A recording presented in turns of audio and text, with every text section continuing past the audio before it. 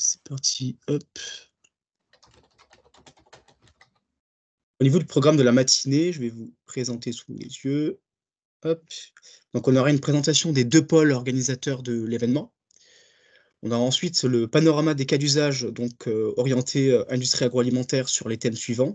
Donc on aura un focus, blockchain proposé par la société Chain, un focus IoT, Smart IoT proposé par, Adventiel.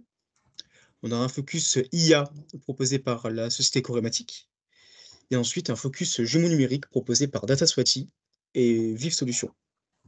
On aura aussi un temps de questions-réponses à la suite de ce panorama de 5 minutes et on aura ensuite, la présentation de l'offre de service du projet Minasmart, qui est, enfin dans lequel ce webinaire se concentre, hein, pour lequel ce webinaire est organisé.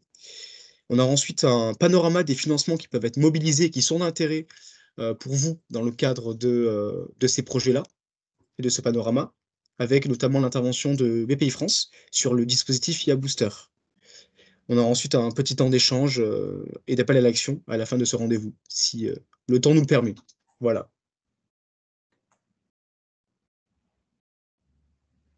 Je vous invite à couper vos micros, hein, pour les nouveaux arrivants, dans le cadre de cette présentation, s'il vous plaît. Alors, au niveau de Geopolis Valley, nous, on a un pôle de compétitivité.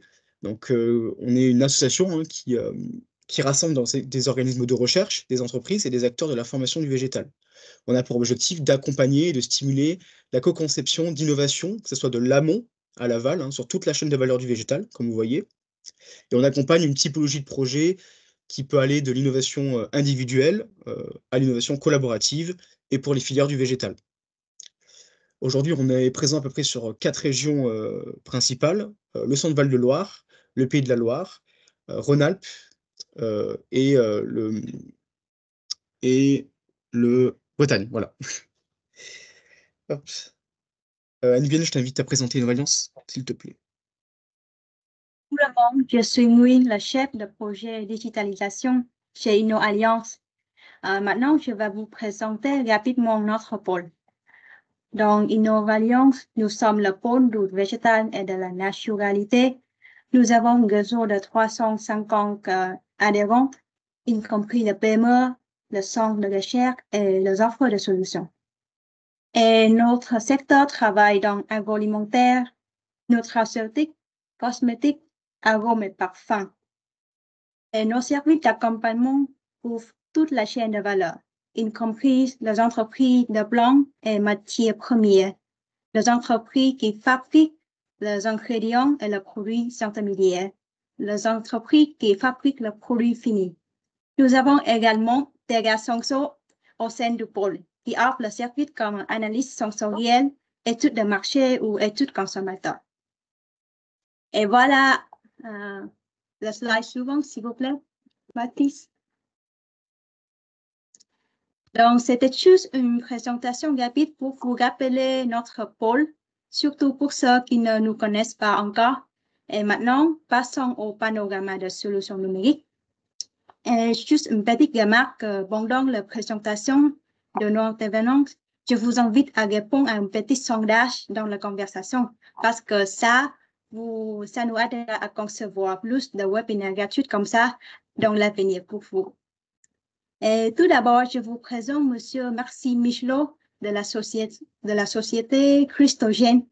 Il va présenter le cas d'usage sur la traçabilité utilisant la blockchain. Alors, Maxime, vous êtes là? Je suis là, bonjour. Oui, OK. Merci d'être là. Donc, je vous invite à partager votre écran et présenter la solution. Alors, donnez-moi un instant.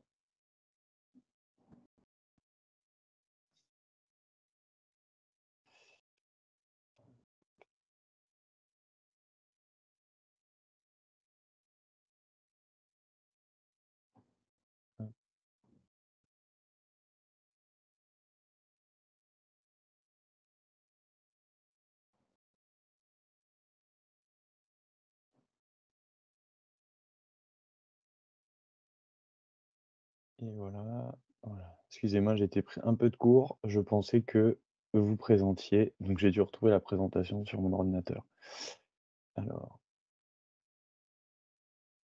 Dites-moi si c'est bon, si vous voyez mon écran. Parfait. Merci, Oui, merci. très bien. OK, alors c'est parti. Bon, tout d'abord, merci beaucoup, à Innovalliance et VG Police et puis Ligéria de nous donner la possibilité, l'opportunité de partager des cas d'usage très concrets sur la digitalisation de la traçabilité au sein des filières agroalimentaires. Crystal Chain, c'est une entreprise qui existe depuis 2016, qui a été créée avec, cet objectif de renforcer la confiance, dans les différentes filières. Alors on évolue sur différents secteurs d'activité. Vous avez ici, un aperçu de quelques-uns de nos clients et vous pouvez retrouver des entreprises que vous connaissez, sur effectivement, les industries agroalimentaires, mais on travaille également beaucoup sur la partie mode luxe textile et puis également sur, l'industrie de l'économie circulaire avec, des très, très beaux projets comme celui de la traçabilité des eaux usagées avec Suez, notamment. Donc en 2016, lorsque la société Crystal Chain a été créée, c'est en partant du principe que la blockchain pouvait apporter des éléments de réponse très concrets aux problématiques de confiance et de transparence, vis-à-vis des données, vis-à-vis des différentes entités qui composent une filière, vis-à-vis des consommateurs, in fine. Donc effectivement, ce problème de confiance, de défiance même qu'il peut y avoir, puis les consommateurs lorsqu'ils achètent des produits, sur, ce qu'il peut y avoir derrière, qui est à la manœuvre, qui fait quoi sur une filière, comment ce produit est-il, produit, quelle est la provenance des matières premières? Voilà, toutes ces interrogations, peuvent être, je dirais, heu, répondues on peut répondre à ces interrogations avec différents moyens et la blockchain est une des solutions permettant de répondre à ces grandes interrogations. Alors, entre parenthèses également, le président de la société Crystal Chain, Sylvain Cariou, préside également la commission française des normes ISO pour la normalisation de la technologie blockchain. Donc tout le monde connaît le système ISO. Et donc cette position confère en tout cas à Crystal Chain une vision assez, aiguisée des enjeux, de la blockchain, des usages qu'on peut faire de la blockchain, cette volonté de normaliser une technologie qui peut être un petit peu abstraite et on va dire entre guillemets «nébuleuse», pour beaucoup, et donc cette volonté de normaliser cette technologie à l'échelle internationale pour en faire une technologie sur laquelle on pourrait, hem, heu raccrocher voilà, une norme de qualité quant à la confiance qu'on peut avoir dans la donnée qui est partagée sur la blockchain. Donc aujourd'hui, notre solution, est utilisée par, plusieurs dizaines de clients. Et donc nous avons fait le choix de vous partager 3 cas d'usage, ici qui sont très axés sur la transparence consommateur. Hem, donc les 3 cas d'usage en question qui sont, celui de la traçabilité de la bière 1664, la traçabilité du caviar, et la traçabilité du miel, avec, l'entreprise Miel Besacier. Donc un petit avant-propos, avant de me lancer dans l'explication et la démonstration de ces différents cas d'usage. Hem, Comme je l'ai évoqué au départ, nous sommes ici très axés sur une problématique de transparence consommateur, c'est-à-dire que ces entreprises ont souhaité, mettre en place et digitaliser leur traçabilité afin d'apporter les preuves de leurs allégations sur, voilà, différents produits pour rassurer le consommateur et rassurer quant à, ces allégations. Donc sur la provenance, sur la façon dont le produit, a été, produit tout simplement, heu, sur, l'authenticité du produit, notamment pour le caviar, pour le miel. Mais c'est la transparence consommateur est l'une des problématiques, heu et uniquement l'une des problématiques, hein, à laquelle on peut faire face, quand on évoque le cas de la digitalisation de la traçabilité. Hem, on considère que, une grande partie de la valeur également, réside dans l'utilisation de la donnée de traçabilité à des fins métiers, donc à des fins professionnelles.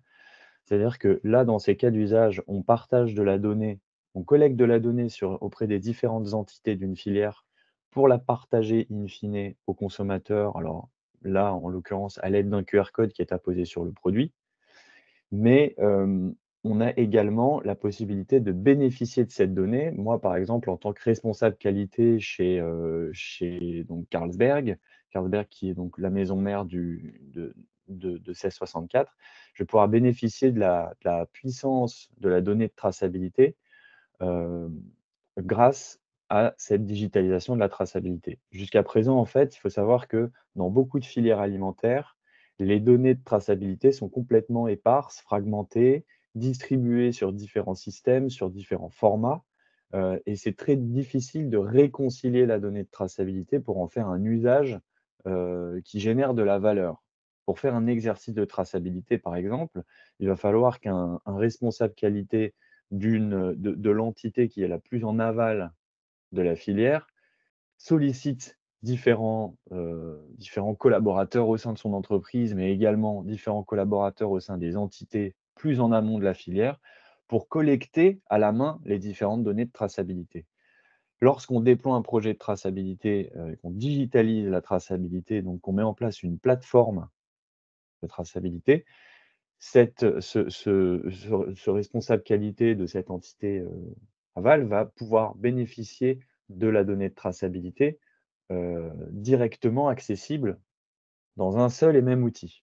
Et donc c'est là la grande différence, qu'on va avoir entre, des filières qui sont, plus ou moins digitalisées avec un petit peu de papier, un petit peu de un petit peu de données qui va être sur un système, d'information, X ou Y, un petit peu de données de traçabilité qui va être sur un ERP, un petit peu qui va être, sur des fichiers Excel. Voilà, cette fragmentation de la donnée qui pose quand même problème, dans beaucoup de filières, et à l'arrivée, quand on veut communiquer au consommateur et quand on veut lui apporter les preuves des allégations, c'est très difficile pour la simple et bonne raison qu'on n'a pas la donnée sous la main.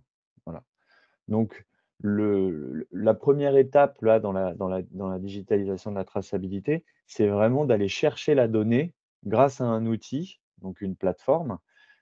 Et en l'occurrence, Crystal Chain va utiliser la blockchain comme un tiers de confiance qui permet de décentraliser le stockage de la donnée, c'est-à-dire que la donnée ne se retrouve pas stockée à un seul et même endroit, mais bien sur différents, terminaux informatiques qui ont chacun une copie du registre de l'information. Ce qui fait que lorsque on est sur une filière, par exemple, malterie-brasserie pour la fabrication de la bière 1664, eh bien, on va avoir des malteries qui enregistrent de l'information sur, un réseau, donc blockchain, sécurisé par la technologie blockchain, et on va avoir des brasseries, pardon, qui vont enregistrer également de la donnée, mais les 2 entités vont être logées à la même enseigne, si vous voulez. Chacun partage de la donnée dans les mêmes conditions d'immuabilité, de sécurité, de fiabilité, ce qui apporte, véritablement un changement de paradigme par rapport à ce qui peut être fait aujourd'hui, heu, où on a, effectivement, quand on veut faire de la traçabilité, c'est, tout un projet, il va falloir aller collecter la donnée à la main et cetera. On est vraiment sur des niveaux de collaboration digitale qui sont clairement, différents et qui sont rendus bien plus efficaces et bien plus aisés grâce à la technologie blockchain. Donc sur le premier cas d'usage, ici le cas donc 1664, le grand objectif donc pour la bière 1664, c'était de se différencier de la concurrence et de renforcer la valeur du produit. Donc en partant de cet objectif-là, on va, heu, on va partir de ce «prétexte» entre guillemets pour digitaliser la traçabilité tout au long de la filière, donc en passant par les brasseries, les malteries et puis les apports de céréales directement dans les malteries. Si bien qu'aujourd'hui, sur l'intégralité des bouteilles en verre 25 centilitres de 1664, lorsque vous avez un QR code qui est apposé sur la bouteille, lorsque vous scannez, ce QR code, vous allez accéder à une interface qui vous révèle des données de traçabilité qui ne sont pas saisies par une seule et même entité. Et c'est là aussi l'une des grandes différences, c'est que les brasseries saisissent de la donnée qui vont être accessibles aux consommateurs, les malteries saisissent de la donnée qui vont être accessibles aux consommateurs. On n'a plus une entité et une seule entité qui a la main sur l'intégralité de la donnée et qui peut, entre guillemets, un peu raconter ce qu'elle veut. Voilà.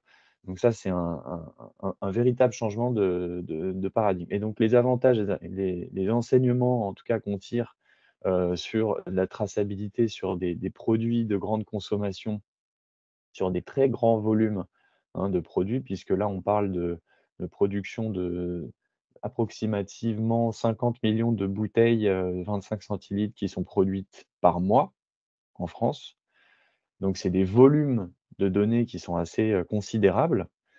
Et on se rend compte que, on arrive, avec des taux de scan qui sont assez élevés. On atteint, sur la 1re année, approximativement, heu, 200 000 scans. Donc 200 000 fois, on a scanné, un QR code pour aller, donc ça montre vraiment que le consommateur est particulièrement intéressé pour aller voir l'envers du décor et savoir ce qui se passe dans la production de sa bière. Là, en l'occurrence, ce qu'il y a sur et l'une des mises en avant de la bière 1664, c'est que, la bière 1664 est en train de passer progressivement vers, de l'incorporation d'un malt, cultivé de façon plus responsable. Donc tout est détaillé, hein, dans la restitution. Et donc jusqu'à présent, la marque pouvait mettre en avant, le fait que progressivement, ils incorporent de plus en plus de malt, issu d'une agriculture responsable. Aujourd'hui, le consommateur peut avoir la preuve de cette incorporation parce que chacun des acteurs vient enregistrer de l'information, et le calcul d'incorporation du malt, d'origine responsable dans la production de la bière se fait, est recalculé au quotidien sur la base des données de traçabilité qui sont collectées.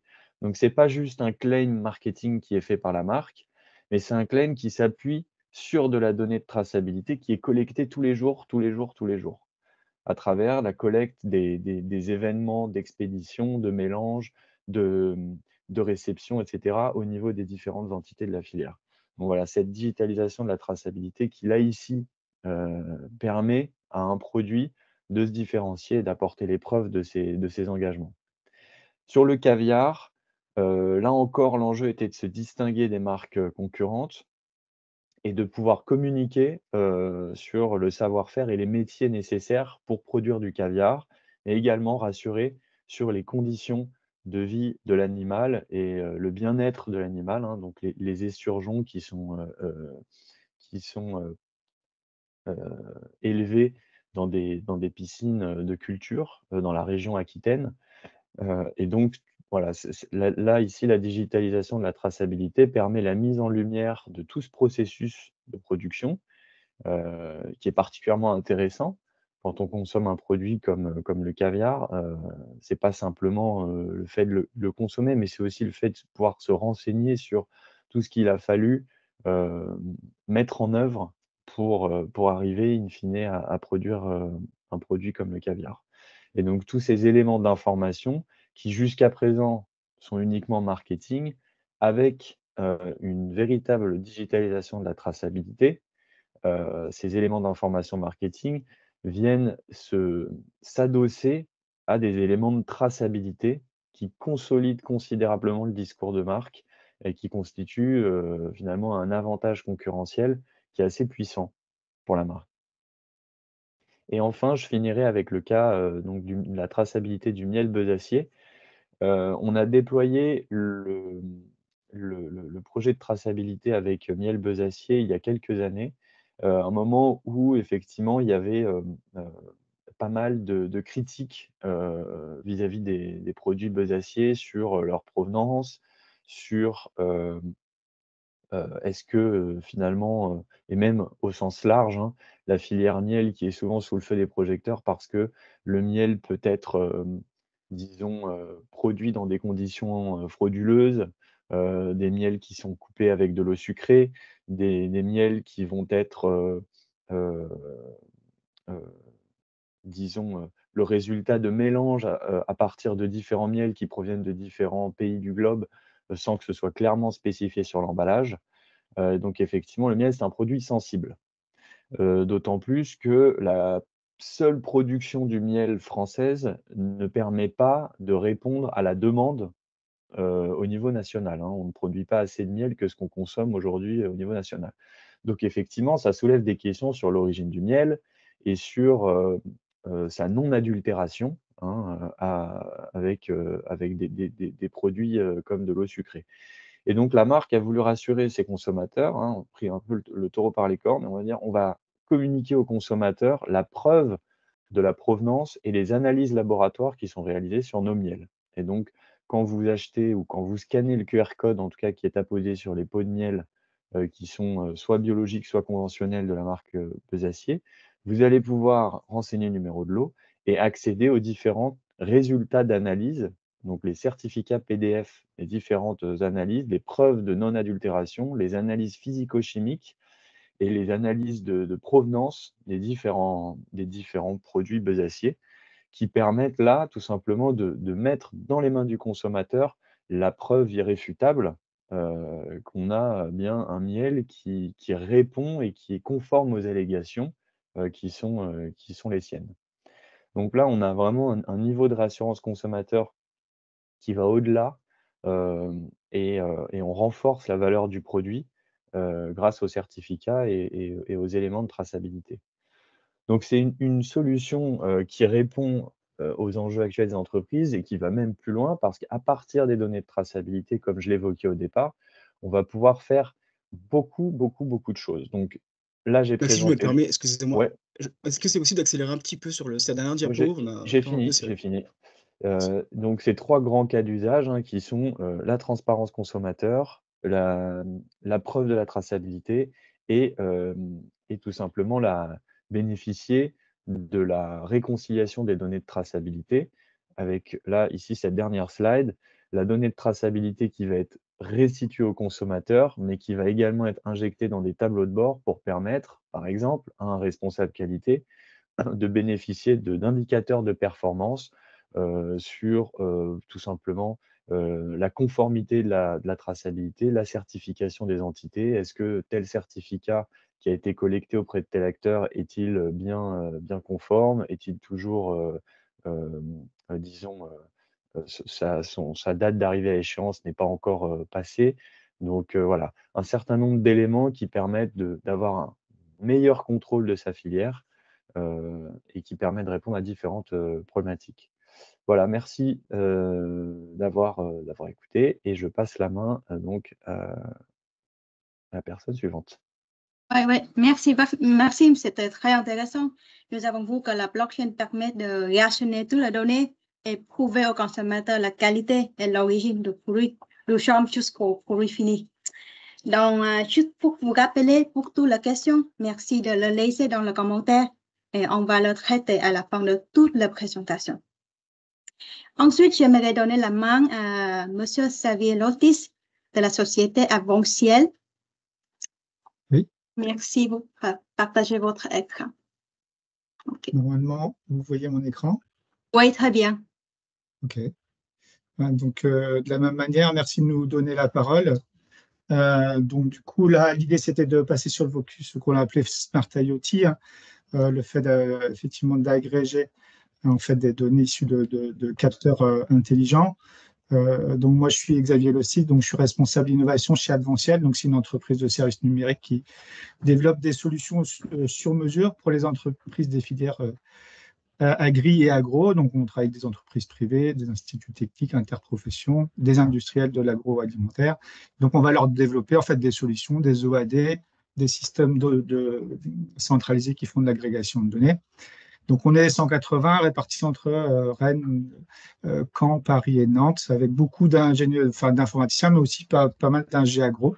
Donc, ce qui fait un peu notre spécificité. Et puis, on s'inscrit dans les pôles et clusters. Dans la présentation, on va retrouver effectivement tous les acteurs avec lesquels on travaille dans les pôles et clusters. Et là, on va se focaliser ici sur voilà, une activité qu'on a développé ces dernières années autour de la data LIA sur la partie monitoring, notamment sur des canaux. Historiquement, on travaille sur la vidéo, l'image, mais on a pas mal travaillé sur le son et donc on va y revenir avec vous dans cette présentation. Donc, si on reprend, mais pour compléter ce qui a été dit avant, hein, la chaîne de l'agrégation de la donnée, de son agrégation jusqu'à sa valorisation, et qu'on se met côté entreprise, l'entreprise va agréger de la donnée brute issue de capteurs, hein, notamment, enfin, c'est ce qu'on voit beaucoup dans les usines ou à l'extérieur, ou des données valorisées, donc des données qui peuvent venir de systèmes externes, de machines, d'OAD, et ces données-là, il va falloir les stocker et après les valoriser. Donc, soit les valoriser de manière classique avec des traitements statistiques, soit y intégrer, par exemple, de l'IA pour faire du prédictif, et après restituer ça, finalement, dans tes tableaux de bord, comme on l'a dit juste avant, ou faire de l'alerting pour justement gérer des problématiques clients. Et ces données-là, après, vont pouvoir être repartagées. Alors, si on a pu créer de la valeur sur ces données pour la repartager de manière commerciale ou pas, ou de la partager à des systèmes externes, hein, comme les systèmes de blockchain, dans lesquels on va vouloir enregistrer des preuves pour assurer la traçabilité derrière. Donc, ces données-là, en fait, sont de différents types. On va retrouver, en fait, dans les données liées à l'entreprise elle-même, que ce soit en un environnement agricole ou un environnement de site industriel, des données d'ambiance, mais aussi des données saisies sur le terrain qui peuvent remonter sur des canaux spécifiques à l'entreprise. On peut utiliser aussi des capteurs qui seront des capteurs connectés, des capteurs qui vont remonter de la donnée chez un opérateur tiers. Et donc, on va à opérateur qui peut être Orange, Bouygues ou autre, sur des réseaux adaptés à la remontée de données IoT. Et donc là, on va agréger ces données-là dans le système de l'entreprise. Et on va pouvoir compléter en fonction des cas d'usage, des problématiques de ces données, de données satellitaires, de données météo, de données open data, où il y a beaucoup de référentiels disponibles, évidemment de données issues du matériel, en tout cas, le matériel qu'on peut trouver dans les bâtiments ou du matériel roulant, des partenaires, je l'ai déjà cité, ou des opérateurs institutionnels dans lesquels on va trouver des référentiels. Donc là, après, toutes ces données-là, l'idée, c'est aujourd'hui d'avoir une sorte de monitoring 360 degrés qui va permettre de répondre à une problématique particulière, que ce soit un sujet de traçabilité, de bien-être animal ou autre. Et donc, par contre, effectivement, on ne peut pas tout agréger. Donc, la vraie question, ça va être de quoi j'ai juste besoin pour répondre à ma problématique. Donc, en environnement agro-industriel, effectivement, on va retrouver les données autour du bâtiment, donc les données d'ambiance assez classiques qu'on a, mais aussi maintenant de plus en plus des données issues de caméras, des données issues de micros, les données issues des machines, donc qui viennent agréger aussi et compléter ces données-là, les données issues des opérateurs qui sont de plus en plus connectés, qui ont des systèmes sur eux qui peuvent remonter la donnée, et évidemment les données issues de systèmes de monitoring, ERP ou autres, qui viennent compléter ça. Donc, on va pouvoir créer de la valeur et répondre à la problématique en croisant ces données-là. Ça s'applique aussi évidemment dans le contexte agricole, hein, avec les bâtiments d'élevage, les données sur les animaux, les parcelles et la météo. Donc, on a voulu se focaliser ici de la même manière sur trois canaux particuliers dans cette présentation, même si on en a mis bien d'autres en œuvre. Le canal audio sur lequel, du coup, Advential travaille depuis 2018. L'idée, c'était de pouvoir utiliser ce canal-là. Donc, on connaît bien les canaux autour de l'ambiance, enfin, les données d'ambiance, hein, température, humidité, luminosité. La caméra qui est de plus en plus utilisée, mais le son, en fait, est un canal très intéressant qui est complémentaire aux autres canaux parce qu'on ne voit pas forcément ce qu'on écoute ou on n'écoute pas forcément ce qu'on voit. Et donc là, l'idée, c'est de dire, finalement, on va équiper en fait les zones des bâtiments avec du matériel. Ça peut être une caméra qui intègre un micro ou que un micro. Et donc, on va enregistrer en fait en live ce son et le passer à un boîtier qui, lui, va extraire dans le son des événements significatifs et intéressants qui vont pouvoir remonter et compléter les données qui sont disponibles dans le système d'information. Donc, l'idée, c'est donc ces événements, en fait, comment on les détecte? On les détecte par le développement d'algorithmes qui utilisent de l'IA qui vont justement interpréter ce son pour sortir des événements horodatés. Et donc là où on avait, par exemple, à telle heure minute seconde, il faisait telle température dans tel bâtiment, on va pouvoir avoir à telle heure minute seconde, le compresseur a été démarré, la bande de convoyage a été démarrée, j'ai un roulement qui a commencé à siffler, j'ai une vache qui a commencé à tousser, et donc du coup, ces événements-là vont remonter dans le système pour être revalorisés de manière assez classique pour pouvoir compléter des tableaux de bord ou comment dire, générer des alertes. Donc les cas d'usage sont très variés. Évidemment qu'on pense bien à la surveillance d'activité sur des machines. On va pouvoir justement détecter qu'une machine est bien en route pendant un certain temps, parce que du coup, on va remonter régulièrement des événements redatés. On va aussi pouvoir vérifier qu'elle n'est plus en route, donc et vérifier est-ce que c'est normal ou pas. Donc là, la surveillance d'activité sur les machines. On a pas mal de cas d'usage aujourd'hui. On a parlé de bien-être animal sur justement le fait de factualiser justement des données sonores pour le bien-être animal. Un exemple qui se comprend bien, les maladies respiratoires chez les bovins ou chez les porcs. Donc là, c'est des vrais sujets. Donc l'idée, c'est de compter des toux, des sniffs et de pouvoir effectivement vérifier qu'il n'y a pas de problème, parce que finalement, on va avoir des systèmes qui vont fonctionner 24/24 et il y a des sons qui se produisent qu'à certains moments, soit en journée, soit la nuit, ou pas du tout. Et évidemment, l'ensemble de ces éléments-là vont permettre de répondre à des problématiques de sécurité, hein, parce que du coup, quand on va écouter des événements sonores, on va pouvoir aussi vérifier est-ce que ce son-là est normal à cette heure-là, est-ce que du coup, et donc pouvoir avoir des alertes derrière. Donc, en industrie, en élevage, on va pouvoir, donc, comme je l'ai dit, faire du suivi d'activité. Là, j'ai mis le significatif. Mais du coup, effectivement, dès qu'on entend quelque chose, donc là, c'est assez facile, une alerte, du coup, on peut enregistrer ça comme événement et remonter ça, que ce soit la nuit ou le jour, dans un système centralisé, donc tout surveiller derrière. Donc, on va partager ça, mais les perspectives s'appliquent à beaucoup de cas d'usage. Et on a développé, côté Advential, donc du coup, des briques qui permettent de spécialiser en fait des modèles pour détecter certains types d'événements qui correspondent à des problématiques particulières de certains clients. Donc, le fait est que pour le coup, il y a pas mal de sujets qui sont mis en œuvre dans le cadre de confidentialité. Donc, mais j'espère que vous avez bien compris ce qu'il y a derrière. Donc, si on parle de sécurité ou de traçabilité, il y a aussi beaucoup de capteurs qui permettent de travailler sur la notion de zoning.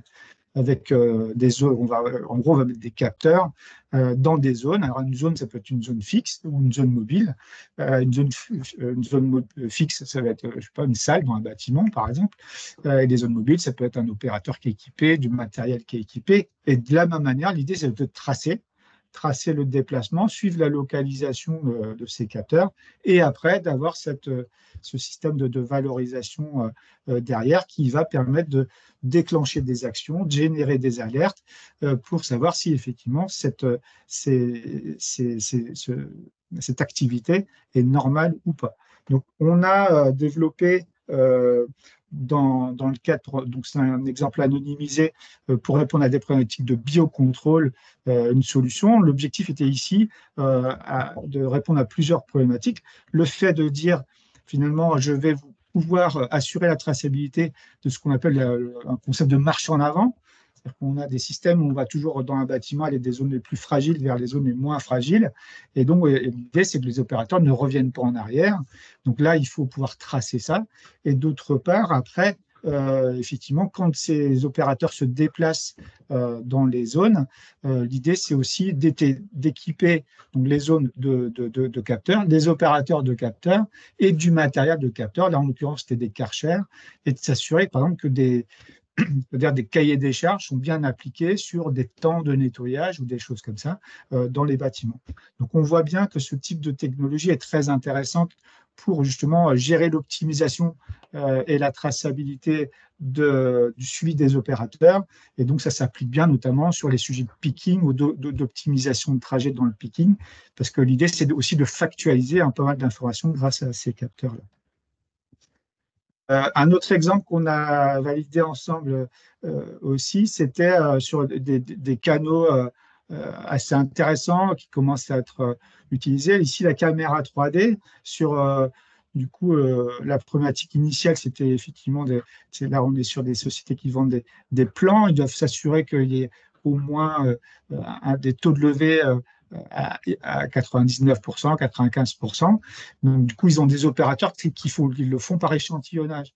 Donc, grâce à ces systèmes automatisés, maintenant, on va pouvoir utiliser des canaux comme la caméra 3D qui va automatiquement faire le comptage, mais en plus, donc là, ça va permettre de le faire plus souvent, donc, et donc du coup de le faire par échantillonnage et de pouvoir après avoir plus d'informations. Là, ici, on a les hauteurs, on a l'évolution et tout ça, donc ça rajoute beaucoup plus de valeur dans les données et du coup, ça va permettre d'augmenter le nombre de cas d'usage possibles. Alors, une fois qu'on a dit ça, finalement, on va avoir plusieurs problématiques sur la remontée de données de capteurs, que ce soit des données brutes ou des données valorisées, comme on l'a dit, parce qu'il va falloir être sobre à toutes les étapes en fait, de la captation jusqu'à la valorisation. Et donc, il y a un travail amont dans la mise en œuvre des projets qui va être de l'accompagnement à la définition des contraintes spécifiques, qu'on soit indoor ou outdoor, ça apporte des contraintes.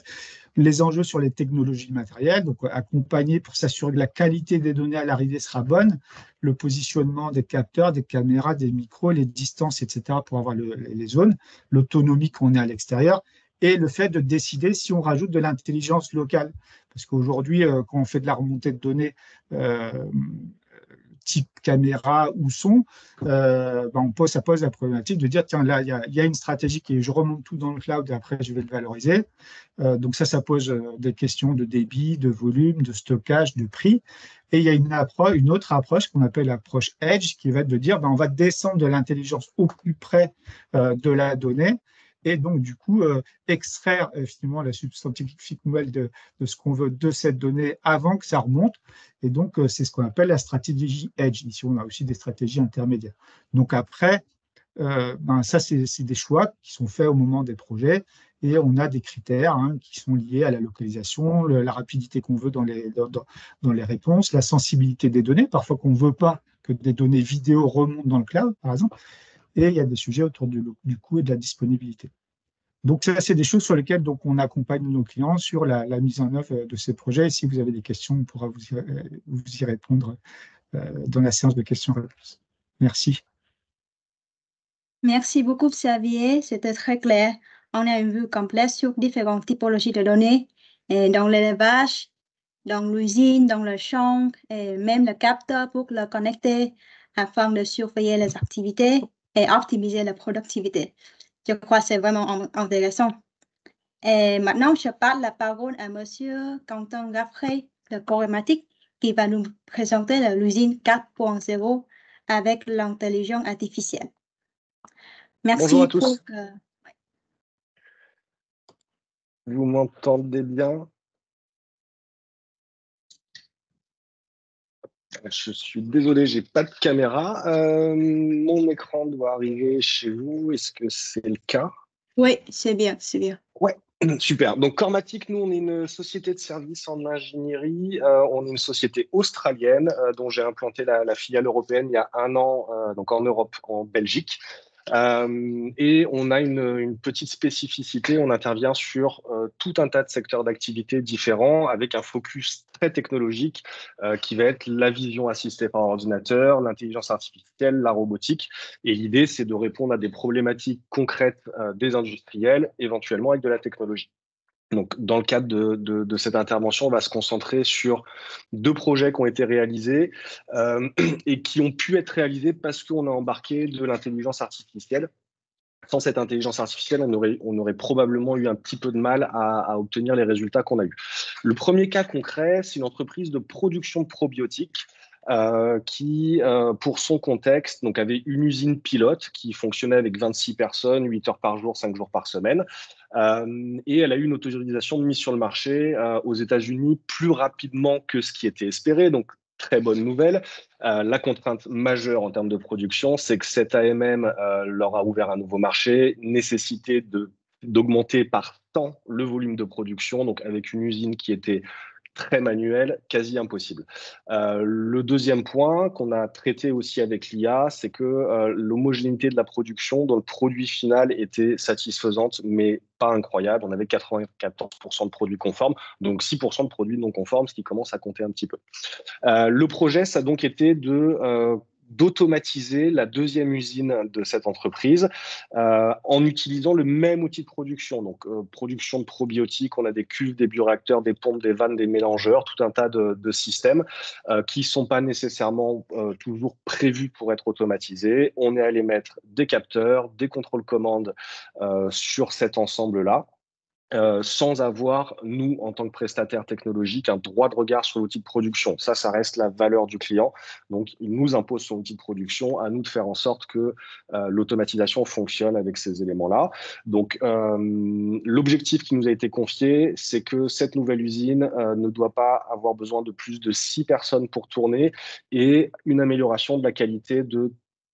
On voulait faire x2 diminuer par 2 pardon, le taux de produits non conformes, donc essayer de monter un peu l'homogénéité de la production. Donc l'IA s'est concentrée sur la gestion de la production, beaucoup de machine learning, ce qui est la première étape de l'intelligence artificielle, pour que l'outil de production soit le plus suivi possible, qu'il s'améliore avec le temps au fur et à mesure des productions et qu'on aille jusqu'à optimiser les recettes. L'idée étant que cette IA puisse être une aide à la décision pour les opérateurs de production, le directeur de production sur les actions à prendre pour avoir une production qui soit conforme. La réalisation de ce projet, donc objectif initial 6 personnes, à la fin on a besoin de 4 personnes pour faire tourner cette usine. Elle tourne H24, 5 jours sur 7 et on a un taux de produits non conformes qui est à moins de 1%. Donc l'IA a vraiment une efficacité sur la gestion de la production très importante puisque ça nous a permis d'aller au-delà des objectifs, à la fois en termes d'automatisation, à la fois en termes de qualité de la production. Le budget de cette automatisation globale et de l'intelligence artificielle qui a été mis dessus, c'est 300 000 euros. Donc, on ne parle pas de 300 000 euros, c'est pas le coût de l'usine, c'est vraiment le coût de la prestation d'automatisation de cette usine et tous les éléments qui ont été développés autour. C'est un délai de 6 mois et pour vous donner une perspective de rentabilité, c'est 1,5 million de gains à l'année par rapport à l'usine initiale. Donc, on est sur un ROI qui est de 5 mois, donc c'est un investissement qui est extrêmement rentable, à la fois côté client final, puisqu'on produit un produit de meilleure qualité, donc clairement, on valorise sa production, mais d'un point de vue purement financier, on augmente les capacités de production et on le fait avec une maîtrise du risque financier qui est extrêmement importante. Premier cas d'usage, donc avec une IA qui est très transverse à cet outil de production et qui va permettre vraiment d'aller chercher des gains marginaux et d'aller améliorer dans le détail la production sans toucher finalement à la recette initiale, évidemment. Deuxième cas de figure que je voulais vous présenter, où là, on est vraiment dans la factory 4.0, ce dont on entend beaucoup parler, c'est l'usine moderne par excellence. Le contexte, c'est une start-up du monde de la biotech qui fait alors pour vous donner les éléments, ils font de la recherche génétique sur des algues pour leur donner des propriétés agroalimentaires, type colorant alimentaire, type exhausteur de goût, aromates, etc. Donc, cette start-up, son métier, c'est de fabriquer des algues. Ce n'est pas de fabriquer un produit final, c'est-à-dire une algue transformée en produit. Ils n'avaient pas d'outil de production, c'est pas leur métier, ils ne savent pas faire, donc ils nous ont sollicité pour qu'on leur crée l'outil de production. Donc là, on est parti, probablement que l'intervenant suivant en parlera mieux que moi, mais on est parti d'un digital twin, c'est-à-dire qu'on a modélisé cette usine de manière complètement numérique pour pouvoir réaliser des tests. Le projet était de faire quelque chose avec une intelligence artificielle qui puisse faire de la production on demand, c'est-à-dire quasiment sur mesure, de savoir gérer des petites séries. Toutes les algues qui arrivent en entrée du processus de production ne sont pas les mêmes et le produit final n'est pas le même. Donc, il faut que l'usine puisse s'adapter automatiquement en fonction de la matière première à l'entrée et de l'objectif de produit final. C'était ça l'intérêt de l'IA et également une IA sur de la robotique en particulier, puisque vous le voyez sur la petite vidéo, on a développé un bras robotique qui permet de verser un contenant liquide de manière extrêmement précise, sans connaître la quantité de liquide qui est prévue dans le contenant. Donc, le robot le fait tout seul. On peut lui donner... Alors, on a simulé ça avec un robot qui sert du vin. Ça, c'est pour le côté fun, puisqu'on aime bien chez Cormatic faire des choses un peu rigolotes au-delà de juste le process industriel. Mais globalement, ce robot sait saisir un contenant qui a une quantité indéfinie de liquide et en verser une quantité extrêmement précise de manière complètement autonome. Le budget, parce que c'est toujours important d'avoir une idée de ce que peut coûter ces choses-là. Donc, les différentes stations de l'usine sont complètement indépendantes. On les a créées les unes après les autres. C'est un budget à peu près de 150 000 € par station. Et on inclut tout dedans, c'est-à-dire les études, le génie numérique, l'intelligence artificielle, la mise en service. Donc, la première usine qui a été fabriquée comportait 4 stations, 600 000 €, un délai de 24 mois. Là, c'est difficile de parler de retour sur investissement puisque c'est de la création d'un nouveau produit, mais ça a permis à cette start-up de mettre son produit sur le marché, donc de passer d'une phase de recherche à une phase de commercialisation avec un budget qui est maîtrisé, des délais qui sont maîtrisés. Voilà les 2 éléments que je voulais vous partager. Notre avis chez Cormatic sur l'IA, c'est un outil qui peut être plus ou moins complexe, mais c'est pas un outil qui doit faire peur, c'est un outil qui est également très accessible. La question, c'est à quoi sert cet outil? Il faut toujours commencer par se poser cette question-là. À quoi ça va nous servir? Est-ce que l'IA est indispensable ou non? Et est-ce qu'elle est rentable? Un outil, il doit être rentable. S'il n'est pas rentable, ça ne sert à rien de l'utiliser. Il faut faire différemment. Donc, l'IA est quelque chose de très transverse qui peut intervenir dans plein de projets différents, mais ce n'est pas une fin en soi. Et c'est quelque chose qui est plutôt facile d'accès. À partir du moment où on a bien identifié son besoin et qu'on est capable de dire que l'IA peut y répondre, on sait trouver des solutions pour rendre l'intelligence artificielle très accessible pour les industriels. Et si vous avez des questions, n'hésitez pas. Merci beaucoup. C'était vraiment intéressant, l'usine 4.0. Et ça nous permet de mieux comprendre comment ça fonctionne, l'efficacité et le financement nécessaire. Donc, je crois que c'est vraiment une caractéristique complète. Et même que j'ai remarqué qu'on a une caractéristique de start-up. Donc, vous voyez que même le start-up et le PME peuvent monter une usine 4.0. Et ce n'est pas nécessaire uniquement pour que la grande entreprise. Donc, maintenant, on passe la parole à la dernière solution. Je crois que c'est vraiment important pour l'industrie agroalimentaire. C'est l'apport de jumeaux numériques sur le contrôle de qualité. Donc, je vous invite, Aurélien de Vive Solutions. Je vous laisse la parole. Bonjour à tous. Est-ce que vous m'entendez bien là? C'est bon pour le son? Alors bientôt, vous allez avoir l'image. Tout l'écran, écran 2, écran 3, hop. Et là maintenant, normalement, vous avez l'image. C'est bon? Oui, oui, Ok, super. Donc, enchanté, Aurélien Verlienne. Alors, moi, je suis le fondateur de DataSwati.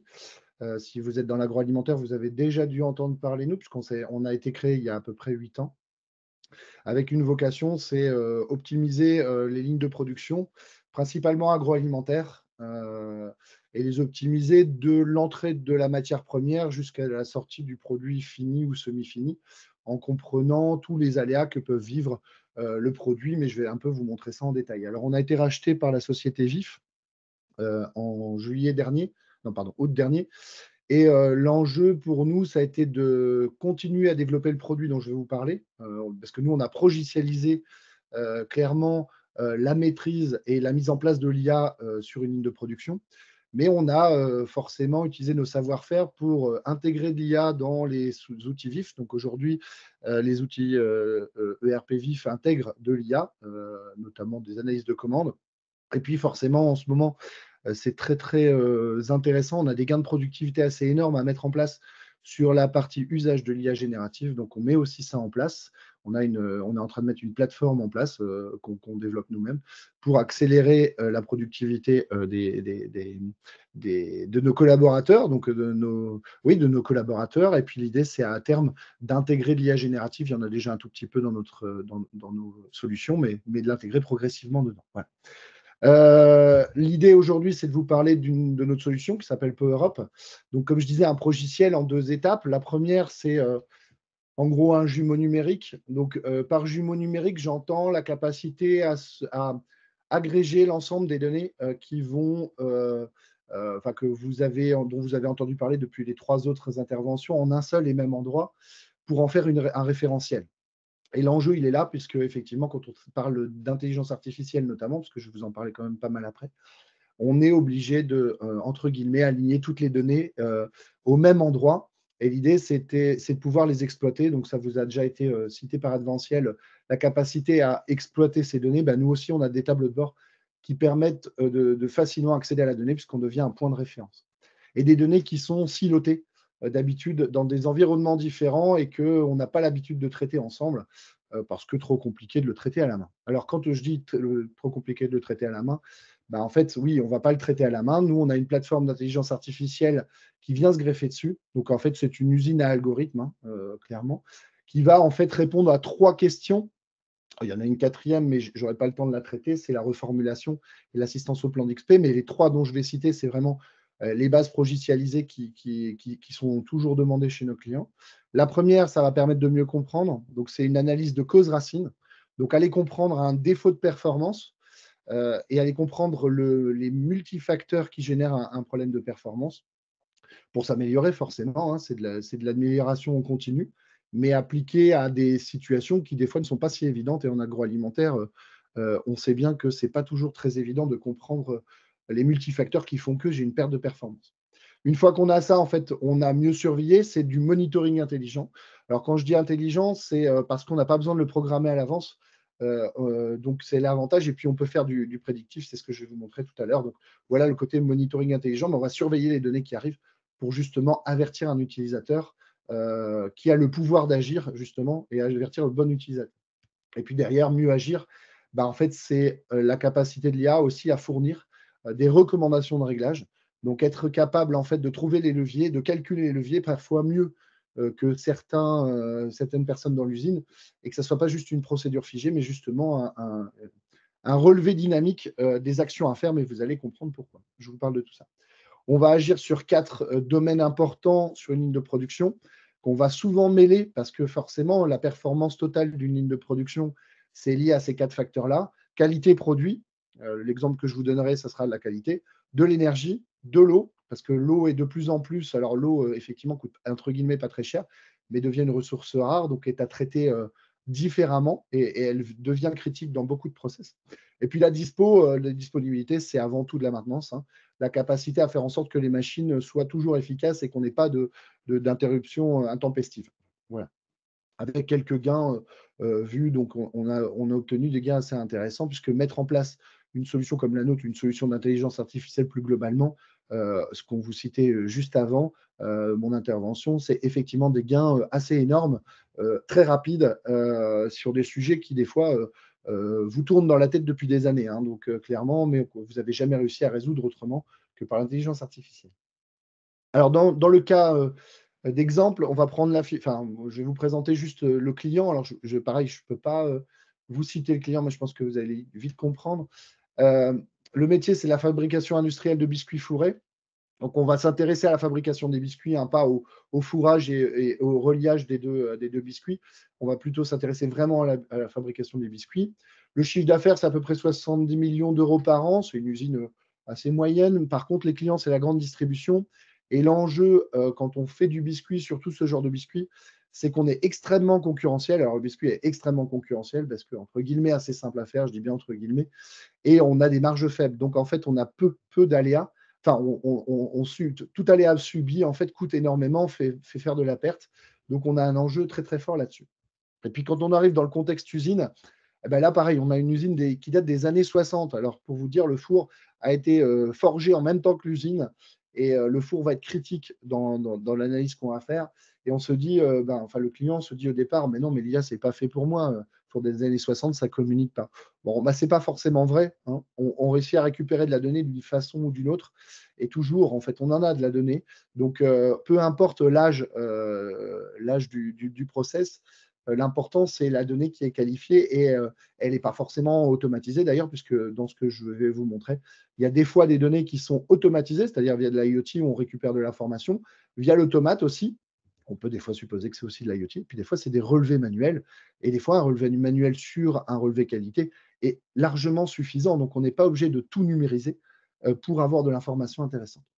Le contexte aussi, c'est que si le client n'a pas trouvé des solutions à ce que je vais vous présenter, c'est qu'effectivement, Ils savent qu'ils sont très dépendants des matières premières. Donc, en termes de traçat, je reviendrai là-dessus, dont on vous parlait au départ, c'est très intéressant de récupérer des cahiers des charges matières et ce qu'a vécu la matière, notamment au niveau du champ. Dans le cas que je vous présenterai, ce n'est pas possible. Mais dans le cas des malteurs avec qui on a bossé aussi, ben, là, on va aller récupérer une information encore plus précise. Et puis la météo, personne n'ose en parler, mais c'est vrai, quand on arrive dans une usine et qu'on dit est-ce que la météo est était des facteurs qui fait que vous avez un aléa de qualité, souvent on vous dit oui, à demi-mot, parce qu'on n'a pas de preuves, parce qu'on n'a pas fait de statistiques dessus, parce que, bon, voilà, mais on le sait, on le sent. Et puis souvent, la question, elle est formulée un petit peu différemment, c'est est-ce que quand il fait beau ou quand il pleut, bon, surtout quand je suis en Normandie, je demande ça, et bien clairement, en fait, est-ce que votre process se comporte différemment et souvent, on me dit oui. Je l'avais encore dans le cas du café, du côté de Rouen, là, il y a quelques semaines, et c'est exactement ce qu'on me dit. Voilà. Donc là, voilà le contexte du client. Et le projet, en fait, c'était quoi? La problématique plutôt qui nous a été posée, c'est maîtrise de la qualité. Donc, en fait, on veut maîtriser mieux notre qualité. On a des déclassés. Et en fait, c'est vrai que ces déclassés, j'ai un problème de calibrage de mon biscuit. Donc, c'est une logique d'épaisseur en sortie de mon four. Et ça me génère un déclassement. Alors, effectivement, déclassement, on vend quand même le produit, mais pas au même prix. Et puis, potentiellement, on a des effets négatifs. C'est-à-dire que si le produit est mal calibré, emballé, envoyé au client, et que en fait on s'aperçoit que le biscuit est cassé, ben, il y a un retour client, et là, alors là, ça coûte cher parce qu'il y a une pénalité, plus un paiement des allers-retours. Enfin, je vous laisse imaginer l'enjeu que ça peut avoir. La perte estimée à ce moment-là est plutôt de 100K, elle est en fait un peu plus importante, mais c'est ce qu'on m'a demandé de mettre officiellement, donc elle est à peu près de 100K. Et puis, les symptômes, la qualité semble aléatoire. On n'arrive pas à trouver des moments où est-ce que c'est un démarrage, est-ce que c'est pendant qu'on produit, est-ce que c'est à la fin. Voilà, donc en fait, c'est probablement de multiples facteurs qui agissent. Et c'est le cas, en fait, c'est de multiples facteurs qui agissent. Et puis, la mise en place d'un plan d'expérience qu'ils ont essayé de faire, il est coûteux. Ça nécessite de modéliser intégralement la ligne de production, là, sous forme d'un jumeau numérique physique, une reproduction physique du jumeau numérique. On va souvent faire que le four, sauf qu'on s'aperçoit qu'il y a des signaux qui ne sont pas que dans le four. Et c'est là l'intérêt aussi de pouvoir faire cette partie jumeau numérique juste à partir des données, c'est d'intégrer des complexités en un seul et même endroit, et justement ne pas avoir à tout modéliser parce que c'est long et c'est coûteux. Donc, notre mode de résolution, la première étape, c'est de modéliser la ligne de production avec le passage de la matière. Donc là, vous avez votre biscuit qui commence sur le point de départ. Là, il est stocké, clairement. Il va passer en pétrin, façonnage, et puis on va s'intéresser en sortie de four et on va aller collecter ces données. Donc, en fait, en collectant ces données, on va déjà demander est-ce que vous avez un discriminant sur l'épaisseur. Bon, ça tombe bien. Et ça, c'est un relevé papier, pour information à ce moment-là. Relevé papier fait à peu près toutes les demi-heures. Mais qui est en fait largement suffisant en termes de qualité. On n'est pas obligé là-dessus d'avoir des données de très très forte intensité. Donc ils font un relevé d'épaisseur et puis on va venir progressivement nous collecter la donnée qui existe, donc les pyromètres, donc l'information sur le four. Le four est assez long, il fait 70 mètres de long, donc il va avoir même plus de pyromètres que ça, je vous l'ai simplifié. Puis on va prendre aussi toutes les intuitions, c'est-à-dire qu'on va prendre les températures d'ambiance, l'hygrométrie d'ambiance, la température de la ligne, et puis on va aller récupérer la station météo à côté, parce que forcément la pression atmosphérique a un impact sur l'hygrométrie externe qui va avoir un impact décalé sur l'hygrométrie interne. Donc forcément, vous avez un léger décalage, mais c'est important de le savoir, surtout quand vous demandez à votre opérateur four, quand on va visiter, il vous dit oui, ça, moi je suis sûr qu'il y a un problème d'humidité, mais je n'arrive pas à le prouver. Donc il vous le dit à demi-mot. Puis derrière, en fait, on va remonter. Alors façonnage, quand on regarde, le client nous dit non, il n'y a pas grand-chose. Donc dans un premier temps, on ne remonte pas les données. On ne remonte que ce qui est utile ou ce qui paraît être important pour le client. Par contre, dans le pétrin, on a plein d'informations, notamment des intensités moteurs. Et les intensités moteurs, c'est comme tout à l'heure, on vous parlait côté Adventiel, le son. Nous, on fait aussi des analyses de son. En fait, l'intensité moteur aussi est un signal qui est extrêmement intéressant, puisque notamment, c'est là qu'on va comprendre le comportement de la pâte. Et c'est comme ça qu'on va notamment anticiper le problème d'épaisseur. Enfin, nous, non, mais l'IA, oui. Voilà, c'est comme ça qu'on va l'interpréter. Et puis, on va pouvoir aller jusqu'à qu'est-ce qu'a vécu ma farine au point de départ, quelles sont mes températures de point de départ, quelles sont mes températures de stockage. Enfin, voilà, toutes ces informations-là qui font que, en fait, on va avoir… Bon, alors là, c'était pour vous montrer qu'on n'a jamais un seul système d'information qui qui garde tout parce que chacun s'est spécialisé dans un point. Donc, nous, on va collecter, centraliser et synchroniser. Et l'idée, c'est quoi? C'est de garder une traça, en fait.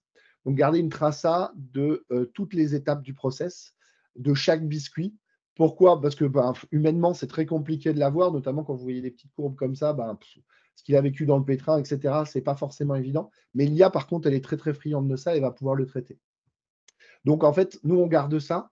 On va pouvoir, après, demander à l'IA de travailler dans l'autre sens et de dire, OK, aide-nous à mieux comprendre. Donc, on va lui poser la question, on va lui dire, quand est-ce que je suis hors calibre ou dans le calibre?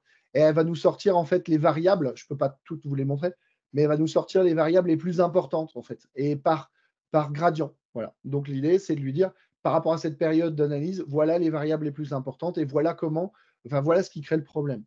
Donc, pour le client, concrètement, quand il reçoit cette information-là, ça lui permet une première action qui dit je vais faire évoluer mes recettes en fonction de ma saison parce que ça y est, j'ai la preuve, et surtout des travaux sur le process. Notamment, le facteur humidité était très important. Donc, en fait, ça a permis une évolution du process. Ça, c'est 10% de déclassement en moins, rien que par cette analyse. Donc, en un mois et demi, même pas en un mois, ils ont le résultat et hop, on leur sort le point. Néanmoins, il y a des choses, des variables qui ne sont pas. Il y a des choses sur lesquelles on ne peut pas agir. Votre cahier des charges, votre qualité farine, par exemple, votre pression atmosphérique, ça, vous en héritez. Donc, on va passer à la deuxième étape et on va passer à mieux surveiller, mieux agir. Et là, c'est une double action. Et ce qu'on a fait chez eux, c'est en fait, on analyse les données qui rentrent et on est capable d'anticiper à 1 heure l'arrivée du défaut. Donc, arrivée du défaut, ici, c'est l'épaisseur, forcément. Et on va formuler des consignes d'évitement. C'est là où vous avez un peu d'IA générative, puisque on formule en langage opérateur des mesures d'évitement pour justement permettre de faciliter l'action, en fait. Et on a 1 heure d'avance. Donc, comme on a 1 heure d'avance et que l'inertie est à peu près de 45 minutes, en fait, on a un quart d'heure pour agir et pour éviter le problème. Et c'est là qu'on agit vraiment et c'est là qu'on fait les plus gros gains, puisque c'est là qu'on fait un gain de 30% sur le déclassement. Voilà. Donc, 3 étapes, mieux comprendre pour travailler à froid et améliorer son process. Et puis après, mieux surveiller en temps réel et faire agir en fait l'intelligence artificielle, dans le jumeau numérique, justement pour lui permettre de vous aider à surveiller ce que vous n'avez pas le temps de surveiller. Ou tout à l'heure aussi, on en parlait, c'est ce que vous sentez quand vous arrivez sur la ligne de production, quand vous êtes expert. On le sait, quand on arrive sur la ligne de production, on sent que ça ne va pas, on entend que ça ne va pas, on voit que ça ne va pas. Et en fait, quand on connaît bien sa ligne, là, en fait, il faut imaginer que l'IA va le travailler, mais à plein d'endroits différents, et va automatiser cette partie. On a eu quelques résultats complémentaires, puisqu'on a un certain nombre d'informations qui remontent. Déjà, on a réussi à améliorer la performance énergétique avec ce client, parce que forcément, on a orienté les consignes vers le bas. Donc, on a réussi à diminuer légèrement parfois les consignes de température. Donc, en fait, on a forcé l'IA à aller vers ça. Donc, c'est là où on a fait, on a amélioré le plan d'expérience, donc on a économisé de l'énergie. Et puis, autre facteur qui est plus difficilement, enfin, qui n'est pas financier, mais comme on met toutes les données sur un seul support, on est devenu le référentiel dans cette usine. Donc, en fait, tous les clients vont regarder au même endroit tous les utilisateurs et sont sûrs de la donnée. Donc, en fait, ça, c'est un avantage énorme parce que sinon, vous avez 10 systèmes d'information différents pour 10 usages différents et vous n'êtes jamais sûr parce qu'il y a plusieurs façons d'interpréter la donnée. Ici, elle est standard, elle est cohérente, elle correspond à la réalité. Et puis, en fait, on s'est aperçu que pour former un collaborateur, ça allait aussi beaucoup plus vite. Et puis, quand vous avez des turnovers ou des vacances, le savoir-faire, il reste aussi dans l'algorithme et il ne ressort pas. Donc, on en parlait tout à l'heure sur la partie automatisation. Là, chez eux, ce n'était pas forcément l'automatisation, même si on en fait chez certains. Mais là, c'était l'enjeu de dire, en fait, quand j'ai un expert qui n'est pas là, je ne veux pas forcément plus d'aléas. C'est ça l'enjeu. Durée du projet, 4 mois. 4 mois pour mettre ensemble la ligne de production. ROI sur 4 mois. Donc là, pour le coup, nous, comme on a progicialisé, en fait, il y a une économie d'échelle assez forte directe. C'est que en fait, tout est prêt. Donc, en gros, on va extrêmement vite à mettre en place. Le plus gros enjeu est d'aller chercher la donnée chez le client. Et comme on le voyait tout à l'heure, mais nous, on a travaillé pour des malteries. Donc là, c'est 370 paramètres qui sont surveillés en temps réel. Et c'est là où on aime bien récupérer les données amont de la matière première pour en rajouter. On va travailler pour des fabricants de machines qui, eux, ont besoin en fait, d'optimiser leur process, mais de comprendre aussi à l'extérieur, sans avoir les signaux forcément, ce qui se passe. Et puis, on va redescendre sur, effectivement, là, les 2 derniers, c'est 2 petites startups qui ont besoin de passer à l'échelle et donc en fait qui vont commencer avec quelques capteurs, quelques informations, mais qui vont se structurer et justifier notamment un passage à l'échelle parce qu'elles, ce qu'elles veulent, c'est des micro-unités de production. Et une micro-unité de production, on ne peut pas mettre un expert par micro-unité. Donc là, elles auront un expert numérique qui va pouvoir surveiller. Et puis l'idée, c'est de pouvoir le surveiller en centrale et d'avoir un seul expert pour manipuler et pour comprendre un peu ce qui se passe dans les micro-unités de production. Donc en fait, le scope est assez large. Là, je vous remercie de votre attention. Et j'ai fini ma description. Je ne sais pas si j'ai tenu le timing. Très bien, merci Aurélien. Non, effectivement, vous avez un petit peu dépassé, mais au vu de la quantité d'informations qu'il y avait, ça peut se comprendre. Je vous remercie en tout cas pour votre présentation qui montre aussi que finalement l'analyse qualité, elle est multifactorielle et que vous pouvez aussi la traiter sur finalement tout le champ, que ce soit sur du monitoring, sur de l'analyse de cause et après par la suite sur l'IA générative et la mise en pratique aussi de recommandations. Avant de passer peut-être à notre intervenant côté Minasmart et puis par la suite par IA Booster et BPI France, on avait un petit temps de questions-réponses. Alors au vu du timing, on va peut-être être assez rapide, mais j'en profite Aurélien que vous soyez présent pour vous poser la question suivante qui a été posée dans le chat sur combien de temps il a fallu pour mettre en place l'IA dans l'usine de biscuits. Si vous avez peut-être une donnée sur le timing d'implémentation. Oui, En 2 mots, alors, rapide, ouais, s'il vous plaît. en fait, c'est mettre en place le logiciel parce que l'IA était déjà prête derrière. Mais en gros, pour monter monter le jumeau, entraîner les IA par rapport au premier cas d'usage, c'était 1 mois pour l'identification des causes racines et après, c'est 3 mois avec la mise en pratique pour la partie surveiller et agir. Donc, en 4 mois, c'était prêt, efficace sur le terrain. Et c'était un cas assez ancien. Hein. Maintenant, on va un tout petit peu plus vite. Très bien, OK. Sur la première question qui a été posée aussi dans le chat, sur, Crystal Chain, Maxime, je ne sais pas si vous êtes toujours là. On avait une question sur le sujet Oui. des informations manuelles. Quand effectivement le fournisseur renseigne les informations manuellement, et si chaque client a une solution spécifique, comment y a-t-il une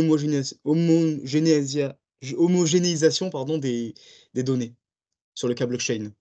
Maxime, je ne sais pas si vous êtes toujours présent? Oui, oui, oui, vous m'entendez? Oui, très bien. Oui. Alors en fait, lorsqu'on construit, et qu'on déploie la plateforme de traçabilité, il y a toute une phase préalable, qui s'appelle la phase de setup. C'est pas c'est pas un logiciel plug and play. On sait que chaque filière a ses spécificités, ses process, chaque acteur au sein d'une filière utilise différents outils et donc différents formats de données et cetera et donc lors de cette phase de setup, on va étudier très finement les données, les différents acteurs, on va cartographier et mapper tout ça et construire un data model qui correspond, aux données et aux formats de données qui sont en place et en vigueur au sein de la filière. On ne va pas traiter une filière, textile comme on va traiter une filière, traçabilité du lait et de la production du camembert de Normandie, par exemple. Il y a vraiment des spécificités et donc cette phase de setup en amont du développement informatique de la filière, elle permet justement d'homogénéiser, l'ensemble de ces données et après techniquement, de toute façon, enfin on va dire que les données s'échangent entre différents outils selon différents standards, selon différents protocoles existants sur le marché. Donc on n'invente rien, on vient simplement épouser les processus en place, et déployer une solution sur mesure. Donc voilà, on ne fait pas rentrer la filière dans la solution Crystal Chain, mais c'est bien la solution Crystal Chain qui vient, être cousu sur mesure sur les spécificités de la filière.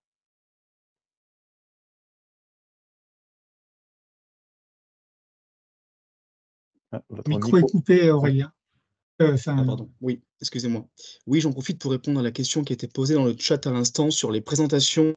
Avec accord bien des intervenants, elles seront diffusées sur les espaces adhérents. Donc voilà, n'hésitez pas à nous faire vos retours individuels pour avoir plus d'informations sur le sujet. Avant de continuer, donc je vous propose peut-être d'introduire donc notre, directeur, sur le projet Minasmart. Donc le projet Minasmart, c'est, le projet dans lequel s'insère ce rendez-vous. Hop, Antoine Camus, qui est le directeur, cybersécurité du pôle de compétitivité minalogique, qui va nous présenter donc l'offre de service du projet. Antoine, je ne sais pas si tu m'entends? Je t'invite à prendre la parole pour présenter l'offre de Oui, service.